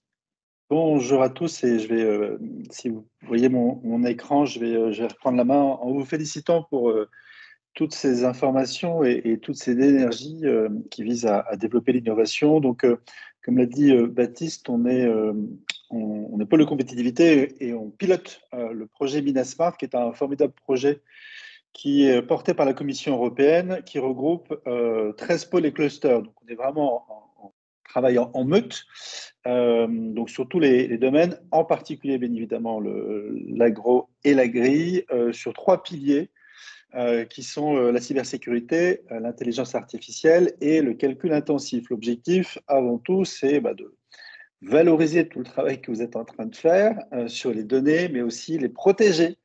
Parce que la bonne nouvelle, c'est que vos données ont de la valeur, et donc ça, c'est important. Et donc, elles sont bénéfiques pour l'innovation. Évidemment, le côté derrière, c'est que cette donnée attire un certain nombre de convoitises. Donc, je ne vais pas vous faire de marketing de la peur, mais la réalité quand même, c'est qu'aujourd'hui, il y a une énorme industrie qui fonctionne extrêmement bien face à nous et qui est là pour aller chercher ce qu'il y a de mieux dans nos PME et aller capter de la donnée. Malheureusement, la PME, les startups et PME et ETI sont assez menacés parce que c'est les moins équipés à date. La cybersécurité fonctionne très bien sur les ETI aujourd'hui, c'est pour ça qu'elles sont de moins en moins attaquées, ou en tout cas ces attaques plus ciblées, donc automatiquement la cybercriminalité redescend vers nous, vers les gens normaux qui sont autour de cette table et viennent chercher de l'argent. Hein. Donc il n'y a pas de grande vérité autre, sauf que malheureusement ça fonctionne. Donc, c'est important que vous soyez attentifs à prendre ça comme un risque parmi d'autres, ni plus ni moins, mais un risque à traiter, parce qu'il y a plein de choses intéressantes à faire. C'est surtout pas une fatalité. Et qu'il est important que vous preniez en compte cette protection de données, à la fois pour éviter que votre propriété intellectuelle soit parte ailleurs, hein, mais aussi, de façon plus pragmatique encore, que votre société soit arrêtée. Le coût moyen d'une attaque, c'est 137 000 € en moyenne. Donc voilà, je vous laisse un peu vous projeter sur ces chiffres. La bonne nouvelle quand même, face à tout ça, face à cet état des lieux, auquel on ne fera rien parce que le marché fonctionne, donc automatiquement c'est un long chemin. La bonne nouvelle, c'est qu'au sein de Minasmart, donc, qui est un grand consortium auquel fait partie VG Police et Innovalliance, on a mis en place des solutions qui tendent à vous aider là-dessus. On a tâché de rendre la cybersécurité la plus appropriable possible. Donc, on va démystifier le truc technique, des choses qui sont compliquées, parce que vous avez 1000 métiers et surtout pas celui de connaître absolument tout dans la cybersécurité. Donc, on a créé une plateforme qui vise à déjà faire un état des lieux. Comme on dit, hein, pour bien protéger ou bien comprendre, il faut regarder dans tous les recoins. Donc, on a tâché de donner l'accès à 3 types de diagnostics. Un diagnostic autour de la gouvernance, et c'est sans doute le plus important. Donc, c'est quelles sont vos pratiques, vos processus. Qu'est-ce qui fait que dans votre entreprise aujourd'hui, les droits et les devoirs sont bien traités? Donc, on s'est basé sur l'ISO 27001, donc, qui est une norme internationale qui vise vraiment à comprendre comment la donnée est gérée en interne. Il y a NIS 2, donc il y a une grande directive européenne qui arrive fin d'année, qui va vous concerner, la plupart d'entre vous, et donc qui va être de plus en plus être un élément de sélection des partenaires lorsqu'il y aura des appels à projets. Donc là aussi, c'est important que vous compreniez le cadre régalien dans lequel on est. De plus en plus, la cybersécurité va devenir contractuelle. Donc c'est important que vous vous y projetiez pour que vous soyez avant tout l'entreprise qui est compétitive et qui sait se différencier positivement du reste du marché. Deuxième diagnostic, c'est externe. Donc là, vous communiquez avec votre extérieur, avec votre écosystème. Donc automatiquement, vous ouvrez des portes. Et donc, c'est important de savoir si ces portes sont bien configurées, sont bien fermées. Et troisième élément, c'est que vous n'êtes pas à l'abri, malheureusement, qu'un malware, donc quelqu'un clique sur la mauvaise pièce jointe. Et donc, c'est de se dire, quand quelqu'un est à l'intérieur de votre entreprise, au travers d'un petit logiciel, qu'est-ce qu'il y fait et est-ce que c'est compliqué au final de rentrer chez vous, d'y trouver les informations clés ou pas. Donc, ce sont des tests de pénétration permettant de dire est-ce qu'au final, la valeur clé de votre entreprise est dans un coffre-fort bien fermé ou au contraire dans un tiroir qui est assez facilement accessible. L'objectif de tout ça, c'est de vous donner les éléments clairs pour que, à la fois à niveau direction, vous compreniez ce qu'il en est, qu'il y a un benchmark par rapport à des entreprises de votre secteur d'activité, que vous puissiez vous dire je suis très bien là-dessus, c'est cool, sauf qu'il y a des endroits sur lesquels il va falloir que je travaille. Qu'il y ait une feuille de route qui soit déjà déterminée, parce que voilà, c'est pas toujours simple de savoir ce qu'il en est. Donc, on va prioriser l'ensemble de ces actions. On va mettre en place des chantiers qui vont vous permettre de savoir, avec les peu de ressources que vous avez, le peu d'argent, le peu de bande passante, qu'est-ce qu'il faut faire rapidement, efficacement pour vous sécuriser au maximum. Et après, pour les personnes un peu plus techniques, donc si vous avez un responsable informatique, un référent ou un prestataire, parce qu'il ne faut surtout pas le mettre de côté, votre prestataire fait très bien son travail, et il faut qu'il soit à vos côtés, que ce prestataire puisse aussi avoir des indicateurs qui vont être suivis dans le temps, vous permettant de vous satisfaire que votre progression se fait, que vous ayez l'ensemble des tâches qui soient monitorées, et que cette cybersécurité soit au final comme un projet informatique, comme un autre, ni plus ni moins, et que vous puissiez voir au fil du temps votre niveau de maturité ou d'exposition qui se réduise. Très important pour vous communiquer à l'intérieur de votre entreprise, que vos collaborateurs soient tous concernés et sensibilisés, mais aussi à l'extérieur de votre écosystème. On ne vous reprochera pas d'être imparfait, parce que la perfection n'existera pas. On vous reprochera pour autant de ne pas être en mouvement. Et donc, tout l'objectif, c'est qu'on vous donne la possibilité, à votre rythme, de mettre en place des choses simples, pragmatiques et efficaces. Pour que d'ailleurs, ce soit un projet comme vous en gérez des tonnes aujourd'hui, mais c'est que vous puissiez vous dire, voilà ce que je fais, voilà ce que je ne fais pas, et ce que je ne fais pas parce que je n'ai pas le temps, pas les moyens, que vous puissiez comprendre quel impact potentiel cette décision a, et que vous puissiez mettre en priorité celles qui vont être les plus successful, les plus efficaces et les moins onéreuses. Donc l'objectif, c'est vraiment qu'au-delà des outils, qu'il y ait une gouvernance, que vous vous appropriez ce sujet, qui est un sujet important, nécessaire, mais pas plus compliqué qu'un autre, que vous puissiez comprendre, le piloter, comme vous pilotez vos projets et votre entreprise, que cette cybersécurité devienne normalisée, parce qu'en face de vous, vous avez des gens qui sont plutôt très efficaces. L'élément, donc on a voulu faire quelque chose de très simple. Donc il y a deux types de tarification. Donc la différenciation entre les deux, c'est la partie test de pénétration. Donc par retour d'expérience, globalement, les entreprises prennent l'ensemble des diagnostics. Donc vous avez l'ensemble des diagnostics, la plateforme qui vous permet de piloter pendant 1 an, des guides pratiques, des éléments concernant l'ISO, permettant de savoir comment on fait une charte informatique, comment on fait un plan de sauvegarde, où sont mes données, comment je peux challenger mes collaborateurs et mes prestataires, comment je peux suivre mes indicateurs de performance. Et la bonne nouvelle avec Minasmart, c'est que tous ces éléments-là sont cofinancés. Donc, le fait d'être adhérent de VG Police et d'Innovalliance vous donne accès à ces tarifications. Donc, c'est à la fois une vraie bonne nouvelle parce que c'est le prix divisé par 2. Alors, évidemment, c'est de l'argent et automatiquement, l'argent est toujours quelque chose qui est une denrée rare. Mais au regard des enjeux, des risques et des opportunités que ça génère, on a voulu faire quelque chose qui soit très contraint pour que ce soit un investissement qui soit durable, utile et efficace. Et si vous avez des informations, vous avez à la fois Baptiste, vous avez Anne Guyenne, et puis je suis à votre disposition par mail, par téléphone, et évidemment au nom de VG Police Innovalliance pour vous aider à avancer sur ces sujets-là. Voilà, je vous remercie. Merci beaucoup Antoine, c'était très clair. Et effectivement, c'est un sujet assez important qu'il faut prendre à bras le corps. Donc voilà, n'hésitez pas à nous recontacter et même à voir avec Antoine aussi. Je partage mon écran pour la suite de ce rendez-vous sur la partie des financements.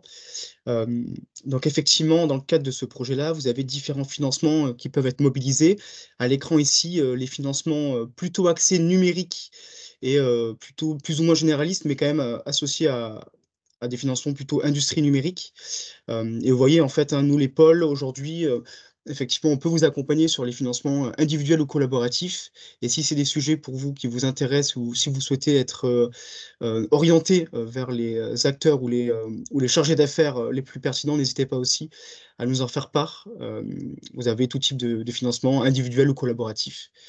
Donc, on vous invite à vous rapprocher de votre pôle de référence. Et dans le cadre de ces financements, je vais laisser la parole à Alexandre Galland de BPI France, qui est chargé d'affaires accompagnement, qui va nous parler du dispositif IA Booster qui est porté par BPI France pour implémenter une solution IA dans son organisation. Alexandre, je vous laisse la main. Oui, merci Baptiste.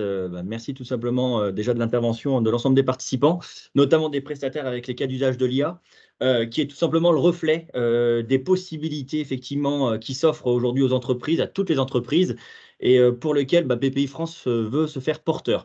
Baptiste, est-il possible d'afficher la slide que je t'ai transmise en préparation de cette manifestation, qui permettra finalement de voir effectivement ce que BPI France propose de concert avec l'État. Et quand on dit l'État, effectivement, c'est dans le cadre du plan de relance France 2030. Et à ce titre-là, l'État a mobilisé des fonds propres dont BPI France se fait opérateur afin de vous rendre effectivement entreprise accessible à cette démarche IA et donc de vous rendre accessible financièrement parlant, mais de vous la rendre aussi accessible, j'ai envie de dire, au niveau opérationnel, puisque le but de l'IA, c'est de savoir si cet usage peut être adapté à votre business model, à votre structuration. Et à ce titre, les parties prenantes qui ont témoigné ont montré qu'effectivement l'IA trouve réponse à chacun des business models que vous pouvez lui imposer. Pour autant, faut-il encore le détecter, qualifier au mieux, afin derrière de faire intervenir les parties prenantes qu'on a vu témoigner. Peux-tu passer la slide juste après, qui récapitule finalement l'ensemble de nos interventions et d'aide au financement dans l'approche conseil qu'il y a chez BPI France. Cette approche, elle se distingue en 4 phases. Une première phase, bonne nouvelle, qui s'adresse à toutes les entreprises, de la start-up au grand groupe, et qui est une phase d'acculturation, de sensibilisation.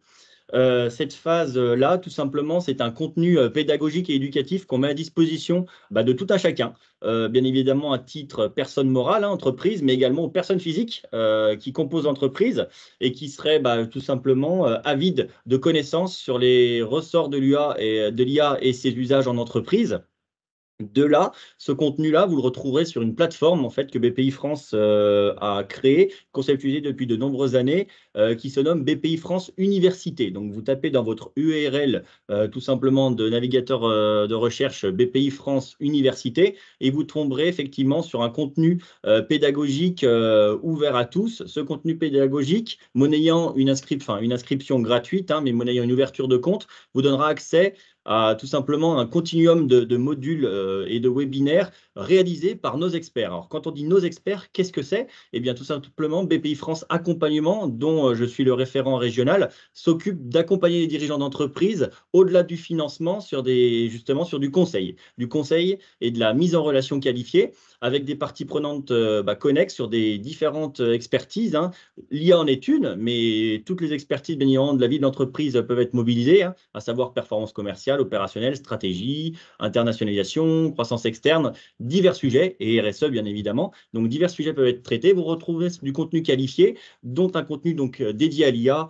Vous êtes adressable. Ça, c'est la première phase pour savoir de quoi il en ressort et de quoi il en retourne, et savoir si vous pouvez, pourquoi pas, vous l'envisager, l'implémenter. La réponse sera probablement oui, et à ce titre-là, nous vous proposons derrière 2 à 3 phases de mise en application, constituée par la pierre angulaire qui est la phase 2, qui est le diagnostic data IA. Ce diagnostic, il faut savoir qu'on le porte depuis 2017, donc ça fait maintenant effectivement plus de 7 ans qu'on porte ce diagnostic. À l'époque, on parlait de big data. Depuis quelques mois, maintenant, effectivement, ça s'est orienté vers l'IA avec l'émergence de ChatGPT notamment. Mais il faut savoir que voilà, ça mêle vos données. En fait, les données que vous recueillez dans le cadre de vos activités sont-elles exploitées d'une façon efficiente et peuvent être-elles à l'origine source de business, j'ai envie de dire, connexe à votre activité principale. C'était notre orientation il y a 7 ans. Ça l'est toujours, sauf qu'effectivement, aujourd'hui, l'IA générative est venue complètement mettre un coup de fouet à ça, démocratiser les usages et les applications de ces données cachées, si j'ose dire, ou peu exploitées, afin tout simplement derrière d'en faire un relais pérenne pour votre activité. Et donc clairement, on vous propose de faire un état des lieux, de savoir si par rapport à votre maturité, par rapport à votre structure, par rapport à vos connaissances et par rapport à votre réorganisation, vous êtes en capacité effectivement d'appréhender l'IA et de la mettre en place sur les pans les plus importants pour vous et ceux qui seraient le plus efficients pour votre business. Donc, à ce titre, ce diagnostic Data IA, c'est un diagnostic mené par des experts que BPI France a qualifiés. Ces experts, c'est des experts qui travaillent en marque blanche. Notamment, ça pourrait être totalement le profil des experts qui ont été mobilisés dans le retour d'expérience, dans les retours d'expérience précédemment. Et à ce titre-là, ces derniers, entre 3 et 10 jours selon la maturité de votre entreprise, vont mener une mission. Cette mission, ça sera effectivement de clarifier avec vous l'identification des cas d'usage de l'IA dans votre entreprise. À ce titre, c'est une démarche effectivement non dénuée de valeur, et donc c'est une démarche qui doit mobiliser des ressources humaines, et donc qui a un coût. Cette démarche, on vous propose de vous accompagner, de la prendre en charge à hauteur de 50%. À ce titre, effectivement, ça vous la rend déjà plus accessible et ça permet de vous aiguiller sur les orientations futures à prendre dans le cadre de ce domaine-là. Donc, clairement, pour vous dire ça, cette démarche s'adresse à des entreprises ayant déjà quelque peu éprouvé leur business model, tout simplement pour s'assurer que les solutions préconisées pourront être suivies d'effets et mises en œuvre. Donc, clairement, on a fixé un seuil d'un chiffre d'affaires généré d'un chiffre d'affaires déjà d'au moins 1 million d'euros et d'une existence de moins de 3 ans. Ce qui permet de s'assurer que derrière, la mise en application sera suivie des faits et qu'elle sera concrète et réelle. À ce titre, la mission donc, peut osciller entre 3 et 10 jours. Il faut savoir que la tarification donc, correspond de 3 900 € à 13 000 € au total, avec une prise en charge allant jusqu'à 50%. Donc, comme vous le comprendrez, au maxima, admettons des 10 jours de conseils mobilisés en entreprise, et cela vous reviendra à 6 500 € au lieu de 13 000. Donc, c'est quelque chose qui vous permet de vous appréhender les outils de l'IA et savoir si derrière l'application de la technologie, des technologies qu'elles comprennent pourra être mise en œuvre. Donc ça, c'est la première pierre angulaire. Aujourd'hui, BPI France, depuis 2007, à travers l'ancien diagnostic Data IA qu'on appelait Big Data, c'est plus de 300 entreprises qu'on a déjà adressées en la matière. Et le but derrière de ce diagnostic, c'est de vous faire mettre en application la faisabilité détectée. Et cette mise en application, c'est la troisième phase. C'est le choix de l'approche IA. C'est également une mission de conseil qu'on a packagée sur 10 jours, avec effectivement le prestataire mobilisé dans le cadre de la phase 2. Et cette mission est encore une fois aussi prise en charge à hauteur de 50%. Et cette fois-ci, donc, une mission de 10 jours calibrée à 13 000 €, ce qui vous ferait un reliquat à 6 500. Ce choix de l'approche IA, cette mission de mise en application, c'est clairement pour aller cette fois-ci au fond des choses, j'ai envie de vous dire, et d'avancer concrètement sur vos projets de transformation. Donc, entre la détection et la transformation, il y a quelquefois, j'ai envie de dire, un monde, dans le sens où ça demande une organisation en interne, j'ai envie de dire, adéquate, mais aussi une sensibilisation des équipes qui seront concernées sur ce sujet, à la fois dans leur mise en œuvre, mais aussi ceux qui seront impactés. Parce que le but de l'IA, effectivement, c'est d'obtenir des gains incrémentaux que l'homme ne peut percevoir afin de réallouer les fonctions et les compétences de l'homme sur des tâches peut-être qui ne demandent pas à être automatisées et pas substituables par l'IA, donc des tâches plus en quelque sorte qualitatives. Clairement, ça demande donc une pédagogie et pour ça une explication à l'ensemble des équipes. Et à ce titre, c'est ce qu'on vous propose dans ce cadre de choix de l'approche IA. En dernier lieu, la mise en œuvre. Alors, cette mise en œuvre, c'est la phase 4. Donc là, c'est clairement vous accompagner dans le déploiement de solutions clés en main avec les prestataires et avec des offres de solutions en la matière. Et donc, cette phase, effectivement, vient en dernier lieu mettre en œuvre ce qui a pu être exposé précédemment à travers toutes les prestataires qui sont venus effectivement exposer les projets de réalisation. Donc, comme vous pouvez le voir, ces phases-là bénéficient effectivement de prise en charge dont BPI France se fait opérateur. Tout ça pour vous dire qu'aujourd'hui, le but, c'est vraiment de qualifier les démarches.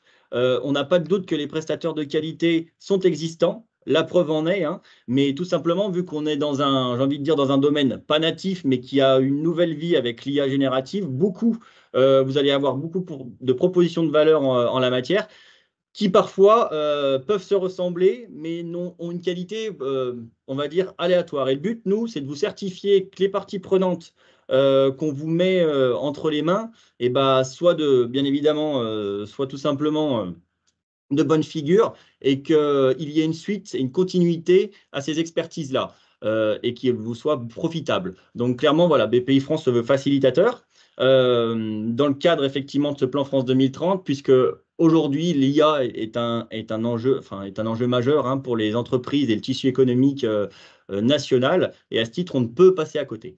Voilà Baptiste, j'ai essayé d'être succinct, de tenir le timing. Donc clairement, si vous avez des questions, n'hésitez pas hein, à me contacter. Baptiste saura d'ailleurs vous transmettre mes coordonnées. Clairement, beaucoup de choses peuvent se faire. Aujourd'hui, on a un panel d'ailleurs, et là je m'adresse également aux prestataires qui sont intervenus précédemment, on a un panel de 90 experts à jour. Ce panel est évolutif, bien évidemment, vu que la donnée et la data est quelque chose d'émergent. Il y a constamment des appels à manifestation d'intérêt pour pouvoir densifier effectivement notre panel d'intervenants sur ces enjeux-là. Donc, n'hésitez pas également à me contacter. Je saurai, pourquoi pas, vous mettre en relation avec qui de droit en notre structure pour, pourquoi pas, vous faire habiliter selon voilà, un cahier des charges correspondant aux missions que l'on adresse. Je vous remercie en tout cas et puis à votre disposition pour de plus amples questions au besoin. Merci beaucoup, Alexandre. Alors, en fin de ce webinaire, on souhaitait quand même vous présenter l'offre de service du projet que nous, les pôles, on relaie et sur lequel on travaille aussi. Hein. Donc finalement, ce projet, donc Minasmart Numia, qu'on vous a présenté avec les différents intervenants, donne lieu à finalement 3 axes sur lesquels les pôles VG Police et Innovalliance travaillent en collaboration. Tout d'abord, donc effectivement, on a un axe de sensibilisation, donc ça donne lieu à des webinaires, des formations et des visites de plateformes techniques pour vous acculturer sur ces sujets du numérique en agri, mais aussi en agroalimentaire. Typiquement, Nguyen, est-ce que tu peux dire 2 mots sur les formations qui sont proposées par Innovalliance sur le sujet numérique?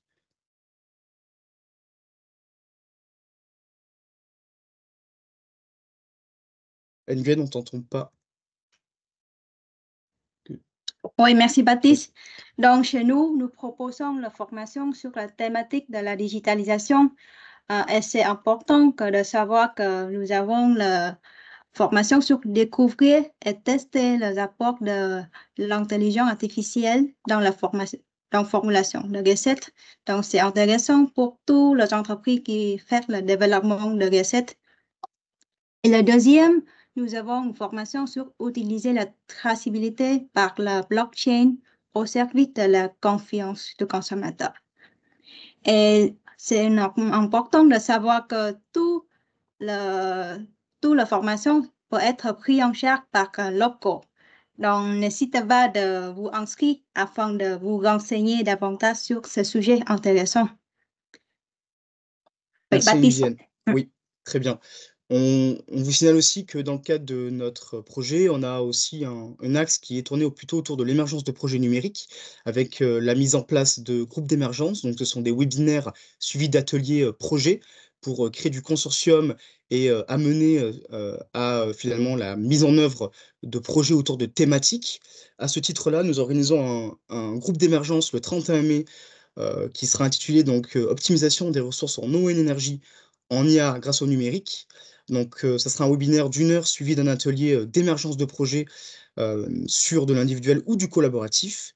Donc, on vous invite, si vous avez des questions sur le sujet de l'eau et de l'énergie et surtout de l'optimisation de ces ressources, à nous contacter chez VG Police Vallée et Innovalliance. On n'hésitera pas à vous faire suivre les éléments. Donc voilà, c'est le 31 mai, donc n'hésitez pas à vous manifester au plus vite. Voilà. Très bien. On vous signale aussi que dans le cadre de ce projet, nous sondons les acteurs, les entreprises agroalimentaires sur le sujet du numérique. Hein. Donc n'hésitez pas à répondre à ces sondages qui s'affichent sur vos écrans. C'est important pour nous, ça permet aussi de mesurer vos besoins, votre perception et vos attentes, in fine, sur ces sujets, pour pouvoir proposer les services et les accompagnements les plus adaptés à vos besoins, tout simplement. Donc, n'hésitez pas à scanner ces QR codes et à faire vos retours sur le sujet du numérique et qu'est-ce que cela représente pour vous aussi.